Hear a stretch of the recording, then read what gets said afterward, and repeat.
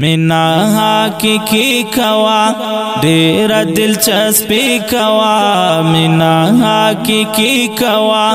ډیر دلچسپی کوا د کلو فائدہ دا چې ژوندون د په قرآن شي تزابد ایمان شي مینا حقیقی کوا ډیر دلچسپی کوا مینا حقیقی کوا ډیر دلچسپی کوا د کلو فائدہ دا چې ژوندون د په قرآن شي تزابد ایمان شي مکړه ګناهونه دا ګناه ډېر عذابونه دي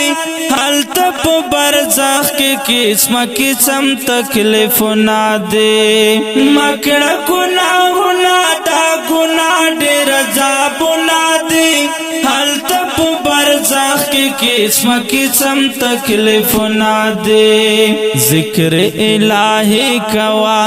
خاپ عاجزی کوا ذکر الہی کوا خاپ عاجزی کوا وایا کلمہ مشکل بټول درتا آسان شي تزابد ایمان شي مینا حقیقی کوا ډیر دلچسپی کوا مینا حقیقی کوا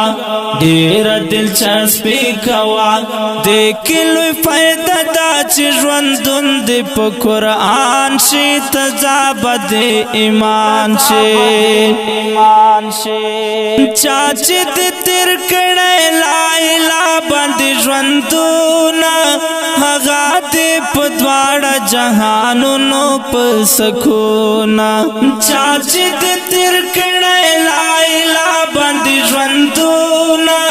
هغه د په دواړه جهانونو په سکونه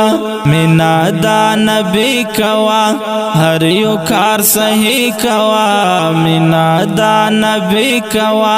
هر یو کار صحیح کوا ګران مسلمان اورور اورک بد خفغان شي تزابد ایمان شي مینا حقیقی کوا ډیر دلچسپی کوا مینا حقیقی کوا ډیر دلچسپی کوا د کلو فائدہ دا چې ژوندون د په قرآن شي تزابد ایمان شي هلته په محشر کې به کوثر ډک ډک جامونه وي در په پاک نبی کړي خو کاستا ښه اعمالونه وي هلته په محشر کې به کوثر ډک ډک جامونه وي در په پاک نبی کړي خو کاستا ښه اعمالونه وي خیال هم په بچی کوا خدای ته سوال زاری کوا خیال هم په بچی کوا خدای ته سوال زاری کوا دغه تربیت باندې کامیاب هر انسان شي تزابد ایمان شي مینا حقیقی کوا ډیر دلچسپی کوا مینا حقیقی کوا ډیر دلچسپی کوا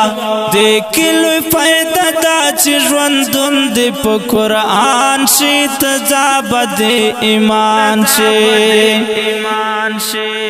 نن ټول عالمان او تبلیغیان په دین روان دي مخونه یې ځلېږي لکه ستوري د اسمان دي نن ټول عالمان او تبلیغیان په دین روان دي مخونه یې ځلېږي لکه ستوري د اسمان دي پام په خپل پردی کوا ما یې نه قدرې کوا پام په خپل پردی کوا ما یې نه قدرې کوا ډېر بشي کامیاب چې د صحبت کې عالمان شي تزابد ایمان شي مینا حقیقی کوا ډېر دلچسپی کوا مینا حقیقی کوا ډیر دلچسپی کوا دیکلوی فائدہ دا چی ژوندون دی په قرآن شي تجابد ایمان شي غواړم ربستانه دا طلب دی مغفرت غواړم نیولی ملا سنا دی الله درنا جنت غواړم ربستانه دا طلب دی مغفرت غواړم نیولی ملا سنا دی الله درنا جنت غواړم سوال په عاجزی کوم ډېر یې په خواري کوم سوال په عاجزی کوم ډېر یې په خواري کوم وایم مدثر سایل چې معاف مې ټول خاندان شي تزابد ایمان شي مینا حقیقی کوا ډېر دلچسپی کوا مینا حقیقی کوا ډېر دلچسپی کوا دیکلوی فائدہ دا چې ژوندون دی په قرآن شي تجابد ایمان شي او که ډیرو قدرمن محترم اوریدونکو